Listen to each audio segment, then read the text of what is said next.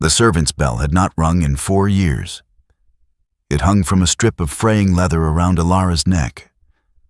A dull, tarnished copper thing no bigger than her thumbnail. Once, it had been bright. Once, her mother had pressed it into her palm on the night the fever took her, whispering, "You are not nothing, little one. This bell rang the day you were born. As long as it hangs, you are still here." Now the metal was green with neglect. Its tiny clapper fused silent by years of sweat and kitchen grease and tears she refused to shed, where anyone could smell the salt. Elara did not cry anymore. Crying had a scent in the Blackpine Pack, and scent was currency. The wolves cataloged everything: fear, arousal, grief, defiance. And they used it like a blade. A maid who wept was a maid who could be broken further. So she'd learned to swallow it, to press her tongue against the roof of her mouth and breathe through the narrow passages of her nose, until the ache retreated to some locked room in her chest she no longer visited. Tonight, the great hall blazed with the winter feast. Elara could hear it through the stone walls of the kitchen corridor. The roar of 300 wolves in celebration. The crack of bones as men shifted mid-toast for sport. The thunderous bass of drums that mimicked a pack heartbeat. The air itself trembled with alpha pheromones, so thick she could taste the iron and cedar musk on her tongue, even from 2 floors below. It made her dizzy. It always did. A wolfless body reacting to what it could not answer. Like a radio tuned to a frequency it could receive, but never broadcast.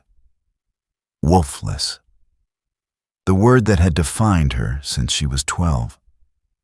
When every other pup in the pack had felt the first stirring of their beast, and she had felt nothing. No golden eyes in the mirror, no involuntary lengthening of her canines, no voice in her mind but her own, small and increasingly terrified. The pack healer had pressed his palm to her sternum and listened for a long time before stepping back with the expression people wear at funerals. She has no wolf. 4 words. Her entire life reduced to an absence. She'd been moved from the youth dormitory to the servants' quarters that same week. Her name had been struck from the pack registry. She became, in every legal and social sense, a ghost. A body that performed labor but held no rank, no voice, no protection under pack law. When wolves bumped her in the corridor hard enough to leave bruises the shape of their shoulders, no one intervened. When the head of house, a thick-necked beta named Gregor, docked her meals for invented infractions, no one questioned it. She had learned to eat quickly and sleep lightly. Now she stood at the service entrance to the great hall, balancing a tray of roasted elk so heavy her forearms shook. The door was oak, 4 inches thick, banded with iron. Beyond it, warmth, music, the dangerous electricity of a pack at full power. On this side, Elara, her too thin frame wrapped in a threadbare servant's dress the color of ash, her copper bell hidden beneath the collar, her breath forming small ghosts in the freezing corridor. She pressed her back against the wall and counted to 10. Then Gregor's voice cut down the corridor like a whip. "Elara, the Luna wants fresh wine. Now, and take the back courtyard. You know you're not permitted through the main halls during the feast." The back courtyard, in December, in a dress meant for summer. She set down the tray, picked up the wine, and stepped out into the snow. The cold was a living thing. It wrapped around her calves and climbed. Within 30 seconds, her fingers were numb around the neck of the bottle. Within a minute, her teeth were chattering so violently she bit her tongue, and the taste of copper bloomed in her mouth, a dark mirror to the bell at her throat. She made it halfway across the courtyard before her knees buckled. The snow received her gently. It was, she thought with a strange, floating clarity, the kindest thing that had touched her in years. Above, through the frost-bitten glass of the great hall's upper windows, the winter feast blazed on. And 2 floors up, in the middle of a toast he did not want to give, Alpha Kael Blackpine felt something crack open in his chest, a sensation like a fissure splitting through frozen ground. And his wolf, silent for no one, screamed. Kael's wolf had never screamed before. Snarled, yes. Growled in the deep furnace of his ribcage during border disputes and council provocations. Howled on the night his father died, a sound so raw it had shattered every window on the east wing, but screamed. This was a new register entirely, a frequency that bypassed his eardrums and drove straight into the marrow of his bones, turning his blood into something electric and desperate and wrong. He was mid-sentence. 300 wolves stared up at him from the feast tables, their faces lit gold by 100 torches. His Luna, Seraphina, immaculate in winter-white fur, her smile as practiced as a diplomat's, sat at his right hand, her fingers curled around a goblet she had not drunk from. His beta, Dorian, stood at his left, arms crossed, scanning the room the way he always did, cataloging threats with a soldier's compulsion. Kael's hand crushed the goblet. Wine ran red between his fingers like a wound. Kael? Seraphina's voice was pitched low, meant only for him, threaded with a particular brand of concern that was really a warning. Do not embarrass me. But his wolf was clawing at the inside of his skull now, and the sound it made was not anger. It was anguish. Something was dying. No. Someone was dying, and his wolf knew who. Even if his human mind had not yet caught up to the impossible truth, his animal half was howling into the dark. He moved. He did not excuse himself. He did not explain. He simply turned from the high table and walked, then ran, then sprinted through the great hall, 300 wolves parting before him like water before a warship. Because when an alpha ran, you moved, or you were moved. Dorian was 2 steps behind. Loyal, confused, already reaching for the blade at his hip. The scent hit him in the corridor, not through the air, through the stone. It seeped up from the courtyard below like groundwater, and it stopped Kael dead in his tracks. His claws punched through the skin of his fingertips. His canines dropped. The shift pressed against the underside of his skin like something trying to be born, and he had to brace both hands against the wall to keep his spine from snapping into its wolf configuration. Mate. The word detonated inside him. He took the stairs 3 at a time, shoulder-checked the courtyard door so hard the iron hinges screamed, and then he was outside in the December air with snow driving sideways into his face and his wolf keening. And he saw her. A girl. No, a woman. Crumpled in the snow like a discarded thing, her servant's dress soaked through, her dark hair fanned around her head in a halo of ice crystals. One hand was still curled around the neck of a wine bottle.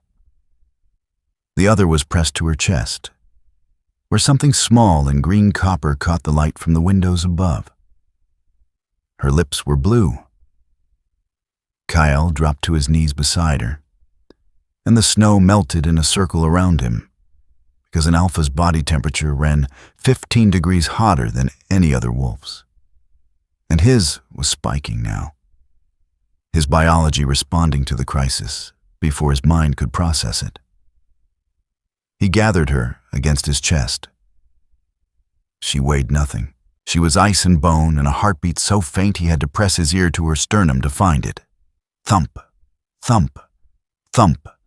His wolf howled inside him, and this time the sound escaped his human throat, ripping through the night air with enough force to crack the ice on the courtyard fountain. Inside the great hall, 300 wolves fell silent, Dorian appeared in the doorway, stopped, stared. "Kael, is that—" "Get the healer." His voice was not his own. It was his wolf's, deep as bedrock, vibrating with alpha command so potent that Dorian, a warrior who had never flinched in battle, physically staggered backward before turning to run.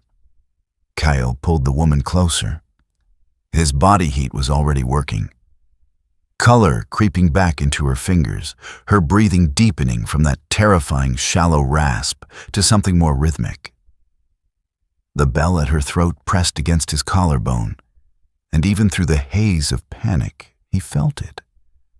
A tiny, almost imperceptible vibration, as if the bell, silent for years, was trying to remember how to ring. She stirred.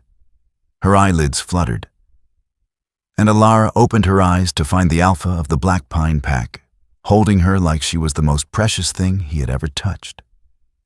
And she thought, with a confused clarity of the nearly dead, I must be dreaming. No one holds me like this. Then the warmth registered. Impossible. Consuming warmth.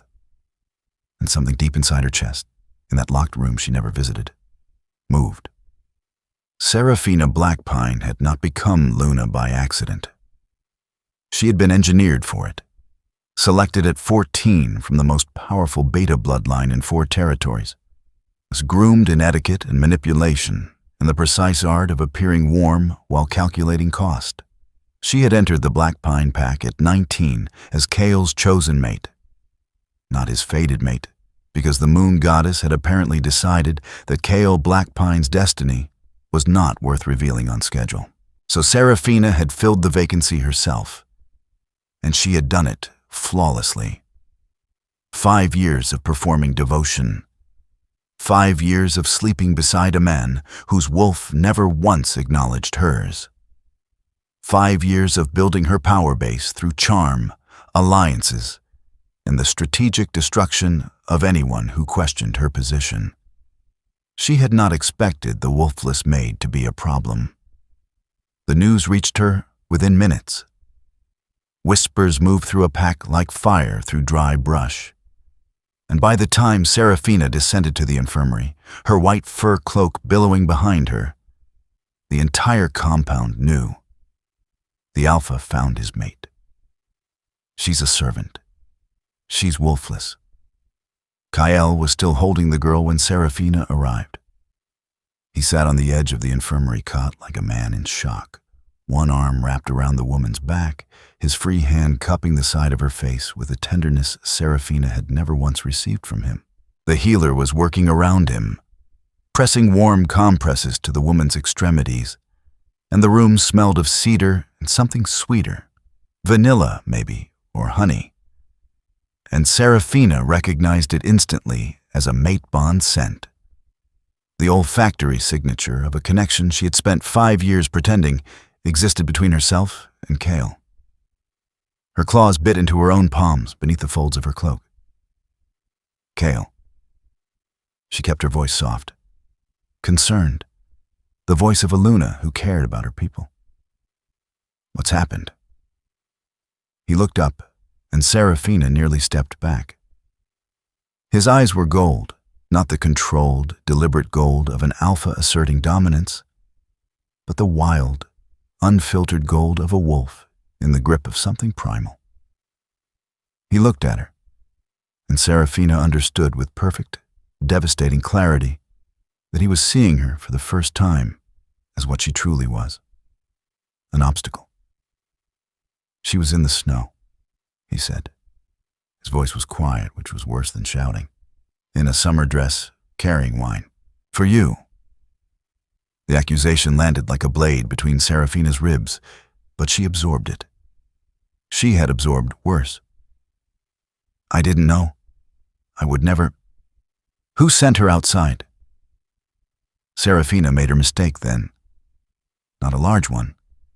Not by the standards of a woman who had spent a decade navigating wolf politics. But large enough. She glanced at the door.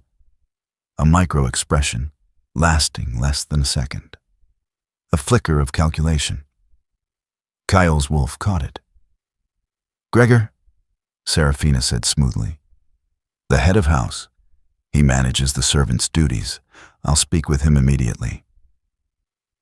It was the right answer. Factual, actionable, deflecting blame downward. But Kael had seen the glance, and his wolf, newly awakened to the scent of its mate, was now operating with a predator's heightened perception, reading micro-expressions and pheromone shifts that his human mind would have missed an hour ago. Serafina smelled of control, not concern. Control.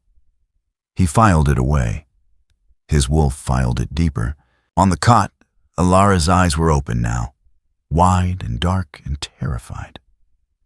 Not of the cold that had nearly killed her, but of the Alpha's proximity, the Luna's presence, the impossible attention of two of the most powerful wolves in the territory, focused entirely on her, a wolfless nothing, a ghost with a tarnished bell. "Please," she whispered. Her voice was raw, barely audible. "I'm sorry about the wine. I'll go back. I'll clean it up. Please don't." She flinched, a full-body flinch, pulling away from Kael's warmth as if kindness were a trap she had learned to recognize, and the movement made the copper bell swing free from her collar. It caught the candlelight and threw a small, trembling circle of gold onto the wall. Kael stared at the bell, at the leather cord worn thin as a whisper, at the green patina of years of neglect that matched, exactly matched, the neglect written into the hollows of her cheeks, the bruises on her forearms, the way she held her body like someone perpetually braced for a blow. Something inside him, something older than his wolf and deeper than his rage, made a vow. And across the room, Serafina watched the way Kael looked at the bell, at the maid, and she made a vow of her own. This will not stand. 3 days after the winter feast, Kael called a pack assembly. The great hall was silent in a way it had not been silent since his father's funeral. 300 wolves sat in ordered rows, their postures rigid, their eyes forward. The air was thick with the collective pheromone signature of a pack that sensed something seismic approaching, the sharp, electric undercurrent of fear and anticipation that preceded either war or upheaval. Kael stood at the front, alone. No Serafina at his right, no Dorian at his left, just the Alpha. In a black shirt rolled to his forearms, his jaw set, his eyes cycling between dark brown and molten gold, with the irregular rhythm of a man whose wolf was pressing hard against the leash. Gregor Thane. The head of house rose from the third row. He was a large man, thick-shouldered, thick-necked, with the particular brand of confidence that comes from petty power exercised without oversight. He met Kael's gaze for approximately 2 seconds before his own eyes dropped. Even a beta's wolf knew when to submit. "For 4 years," Kael said, and his voice was terrifyingly calm. "You have overseen the servants of this household. In that time, I have learned the following." He did not raise his voice. He did not need to. Alpha timbre carried its own weight, and every wolf in the room felt the words land in their chests like stones dropped into still water. Elara Voss, a member of this pack by birth, the daughter of Lena Voss, who served as a healer in this compound for 22 years, was stripped of all protections when she was declared wolfless at age 12. She was reassigned to servant status without formal review. Her meals were regularly withheld. Her quarters were an unheated storage closet on the lowest level. She was denied winter clothing, medical attention, and the basic dignities guaranteed to every member of this pack under the charter my grandfather wrote. The silence had teeth now. She was sent into a snowstorm in a summer dress. She nearly died. Gregor opened his mouth. Kael's eyes went full gold, and the Alpha's aura hit the room like a pressure wave. A physical force that made the wolves in the front rows grip their seats and the younger ones whimper involuntarily. Gregor's mouth closed. You are stripped of rank. You are confined to quarters pending a full investigation into the treatment of every servant under your authority. If that investigation reveals what I believe it will reveal, you will face Pack Tribunal. Gregor's face went white. A Pack Tribunal was not a human courtroom. It was a circle of wolves, and the punishment for systematic abuse was exile, or worse. Kael turned to the assembly. This is not only about Gregor Thane. This is about us. 300 wolves in this pack, and not one of you reported what was happening to the servants in your own home. Not one of you questioned why a healer's daughter was sleeping in a closet. Not one of you. He paused, drew a breath. His wolf was pressing hard now, and his hands were trembling with the effort of maintaining his human form. Not one of you saw her. Then he said the thing that cracked the hall open. Elara Voss is my fated mate. The sound that moved through the assembly was not a gasp. It was something deeper. A collective intake of breath that was also a rearrangement of reality. 300 wolves processing a truth that redrew every line of power in the pack. The moon goddess chose her, not because she is wolfless, because she is strong. Because she survived what this pack inflicted on her and did not break. Because she carried a dead woman's bell around her neck for 4 years and never once let it fall. In the back of the hall, hidden behind a column because she had refused to stand at the front, Elara pressed her hand to the bell at her throat and felt it vibrate. Faintly, like a heart remembering how to beat after years of stillness.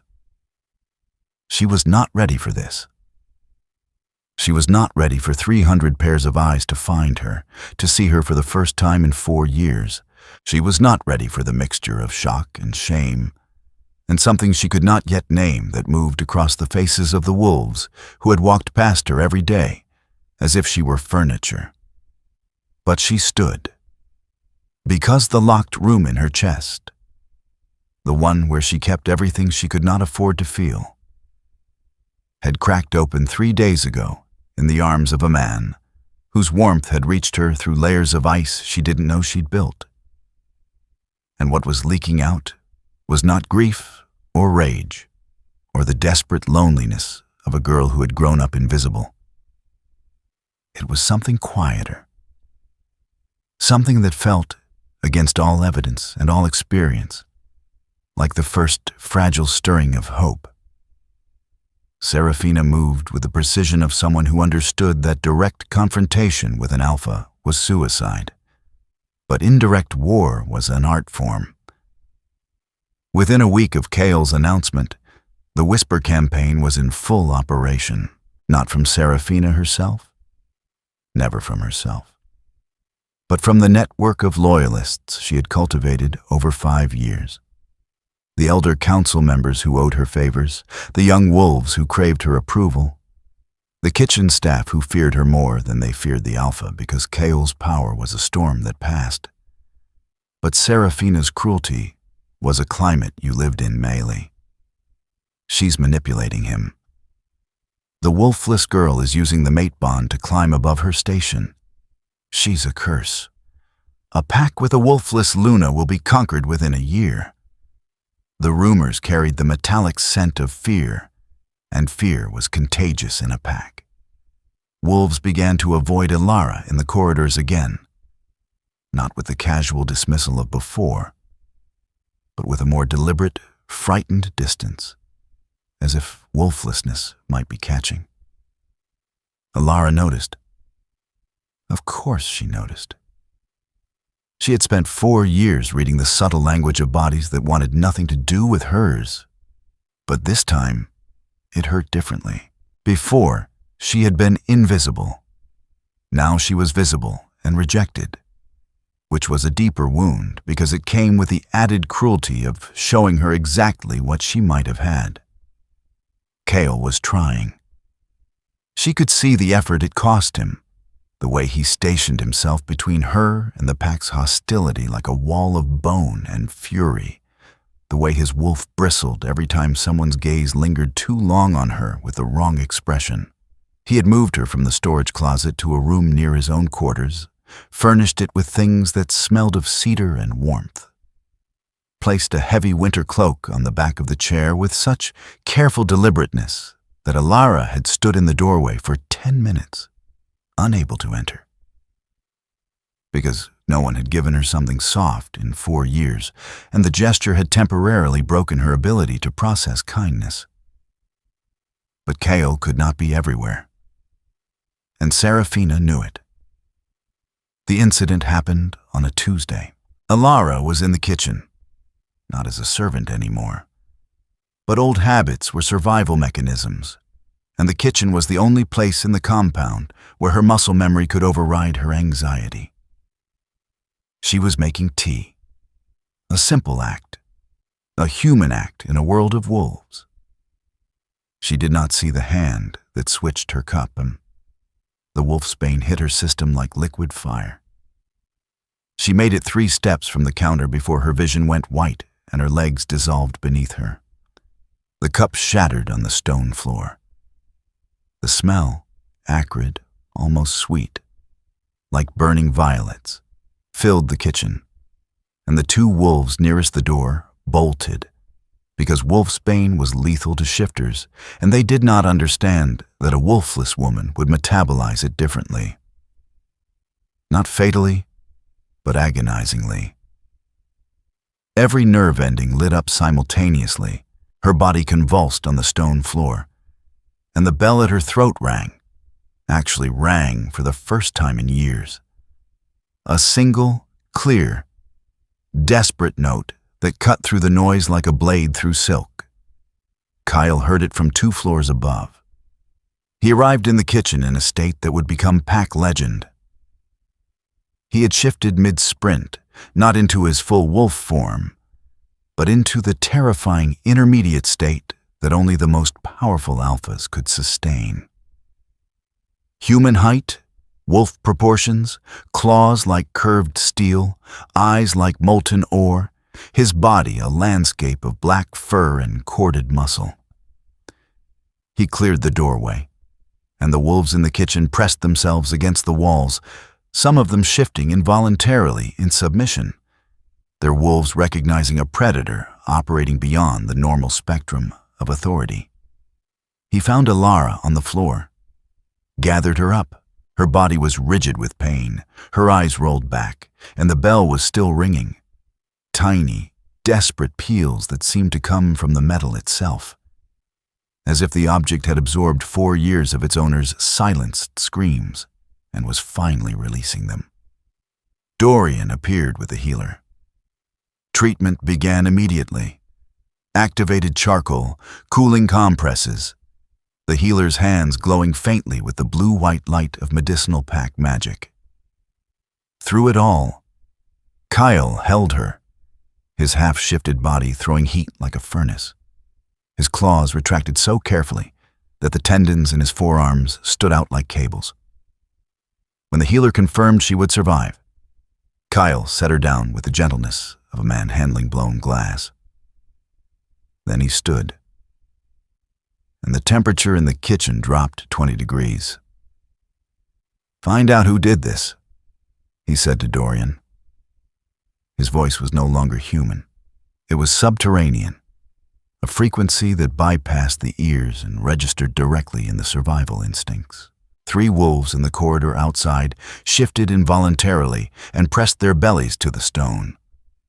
"Find out who did this, and bring them to the courtyard where I found her in the snow, because that is where I will hold the trial."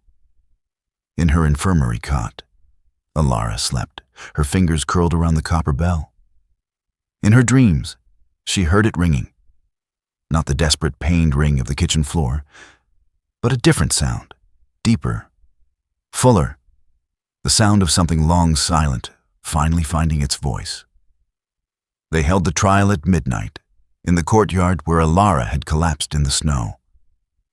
The snow had been cleared, but the ground was still frozen, and the wolves who gathered in a circle around the courtyard's edge stood with their breath rising in columns of silver. Torches had been planted in the earth at regular intervals, their flames bending sideways in the December wind, throwing long, restless shadows across the stone. The moon was full, a detail that felt deliberate, as if the goddess herself had arranged the lighting for maximum dramatic effect. Seraphina stood in the center of the circle. She was not bound. She was not restrained. She stood with her chin lifted and her hands folded before her, wrapped in her white cloak, her expression one of patient, wounded dignity. The face of a woman wrongly accused, bravely enduring. It was a masterful performance. She had always been a masterful performer. The evidence against her was circumstantial but damning. Dorian had traced the wolf's bane to an apothecary in the neighboring territory, purchased by a wolf loyal to the Luna. The servant who had switched Elara's cup had confessed under questioning, her terror of Kael's wrath exceeding her terror of Seraphina's retribution. And the Whisper campaign, documented now through a dozen independent testimonies, painted a portrait of a Luna who had waged quiet, systematic war against a woman whose only crime was existing. Seraphina denied everything, eloquently, reasonably, with just enough hurt in her voice to make the older wolves uncomfortable. And then Elara walked into the courtyard. She was not supposed to be there. The healer had insisted on bed rest. Kael had posted guards. But Elara had spent 4 years navigating this compound as a ghost, and she knew every servant's passage and forgotten corridor better than any wolf who relied on rank rather than necessity to move through the world. She wore the winter cloak Kael had given her, heavy, dark, lined with fur, and beneath it, the copper bell rested against her collarbone. She walked into the torchlight on legs that were not entirely steady, and the circle of wolves parted for her, not in deference, not in submission, in recognition. Elara, Kael's voice was rough. You should be resting. I should be here, she said. And her voice was different. Still quiet, still careful. But there was something beneath it now, a bedrock that had not been there before the bell rang in the kitchen. This is my story. I'm tired of other people telling it. She turned to Seraphina. The two women faced each other across 10 feet of frozen ground. The Luna in white, the wolfless Maid in dark wool. And the contrast was almost too literary to be real, except that this was a world where the moon chose your destiny, and your body could split itself open to become something with teeth. I don't hate you, Elara said. Seraphina blinked. It was the only crack in her composure. I don't hate you because I understand you. You built your life on a position that was never truly yours, and now you're watching it dissolve, and you're terrified. I know what that feels like. I've spent 4 years watching my own life dissolve, my name, my identity, my place in this pack. The difference is that when I lost everything, I didn't try to destroy someone else to get it back. The courtyard was silent. 300 wolves, and not one of them breathed. You poisoned me.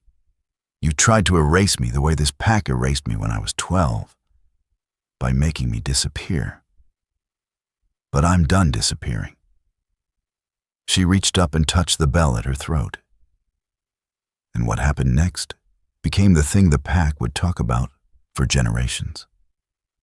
The bell rang, not the desperate, pain-driven ring of the kitchen, not the faint vibration of the infirmary. This was a clear, sustained, resonant tone that filled the courtyard and climbed into the night air. And every wolf present felt it in their bones. Not as sound, but as presence. A warmth, a settling, the unmistakable sensation of a pack bond forming.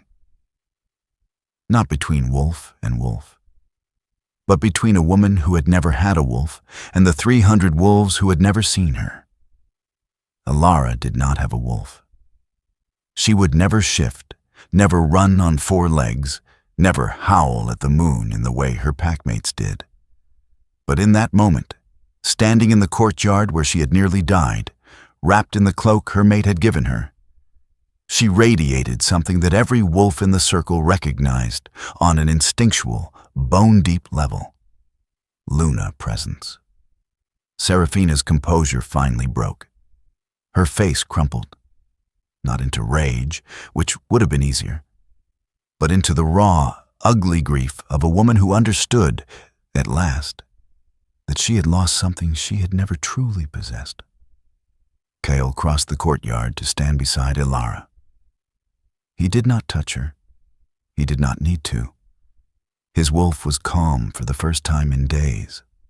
Calm in the way that oceans are calm after a storm, deep and certain and vast. Serafina Blackpine, he said, you are stripped of the Luna title. You are exiled from Blackpine territory, effective at dawn. You will be escorted to the border with provisions and passage funds. You will not return. Serafina looked at him, then at Elara, then at the 300 wolves who had once been hers and were now looking at the wolfless woman with the copper bell as if seeing something holy. She walked out of the courtyard without another word. Her white cloak disappeared into the dark, like a ghost giving up its haunting. Spring came slowly to Blackpine territory, the way healing comes to a body that has been ill for a long time. Not all at once, but in small, unremarkable increments that only become visible in retrospect. The snow retreated. The river thawed. The first green shoots appeared at the base of the ancient pines like shy declarations of intent. Elara healed the same way. It was not dramatic. There was no single moment of transformation, no cinematic scene where she emerged from darkness fully formed and radiant. Instead, there were small things. She began eating meals in the dining hall instead of the kitchen. She stopped flinching when wolves passed her in the corridor. She learned, with painful slowness, to hold Kael's gaze for more than 3 seconds without looking down. A feat that sounds simple unless you have spent 4 years training your body. That eye contact with a wolf was an invitation for violence. Kael was patient. Impossibly, almost unbearably patient for a man whose wolf wanted to tear down every wall between them and claim what the moon had ordained. He matched her pace. When she reached for his hand, he held it. When she withdrew, he let go. He learned the topography of her trauma the way a cartographer learns a coastline. Carefully, respectfully, understanding that the map was not the territory and that some regions were marked here be-dragons for a reason. He also, in his own quiet way, rebuilt the pack. The investigation into the servants' treatment had been devastating. It revealed not just Gregor's individual cruelty, but a systemic failure, a culture that had normalized the mistreatment of anyone without a wolf, anyone without rank, anyone whose utility could be extracted without the inconvenience of extending them dignity. Kael dismantled it with the methodical fury of a man who understood that he bore responsibility for the house he had inherited, even if he had not built it. New protections were written into the pack charter. Servants were given quarters with heating. Medical care was extended to all residents, regardless of wolf status. A council seat was created for non-shifted pack members. a first in Blackpine history. Elara watched these changes with the wariness of someone who had been promised at things before. But she also noticed the details that did not make the official announcements. The way Kael personally inspected the new servant quarters, running his hand along the walls to check for cold drafts. The way he sat with the pack's 3 other wolfless members, an elderly man, a teenager, and a young mother, and listened to them for hours, his expression a mixture of shame and determination. The way he kept the copper bell she had given him one afternoon, when she'd pressed it into his palm with shaking hands and whispered, "I want you to hold this for a while. I'm tired of carrying it alone." He had worn it around his own neck for 3 weeks. An alpha, 6'3", built like the forest itself, had decided to take human form, wearing a tarnished copper bell no bigger than a thumbnail on a strip of fraying leather. The pack had stared. He had not cared. And when Elara had finally asked for it back, standing in his doorway one evening, backlit by sunset, looking almost apologetic, he had removed it and placed it in her hands with a reverence usually reserved for sacred objects. "It's polished," she said, turning it over. The green patina was gone. The copper gleamed like a small sun. "I cleaned it," he said, "every night." She stared at him. He stared back, and in the space between them, something that had been building for months, carefully, incrementally, with all the caution of 2 people who understood how easily precious things could be broken, finally settled into place. She stepped forward. He opened his arms. The bell pressed between them when she laid her head against his chest, and it rang, softly, clearly, a sound like a promise kept. That night, Kael Blackpine formally declared Elara Voss as his mate, and Luna of the Blackpine Pack. The ceremony was small. No feast, no spectacle. Just the pack gathered in the courtyard, the same courtyard, under a spring moon, with candles instead of torches and wildflowers instead of banners. Elara wore the winter cloak and the polished bell. Kael wore the expression of a man who had finally stopped holding his breath. When the pack howled their acceptance, a sound that rolled through the valley like thunder and shook the last of the winter ice from the trees, Elara did not howl. She could not. She was wolfless. She would always be wolfless. But she stood among them with her head tilted back and her eyes closed. And she listened. And the listening was its own kind of voice. 1 year later, Elara woke to the sound of the river. It was early.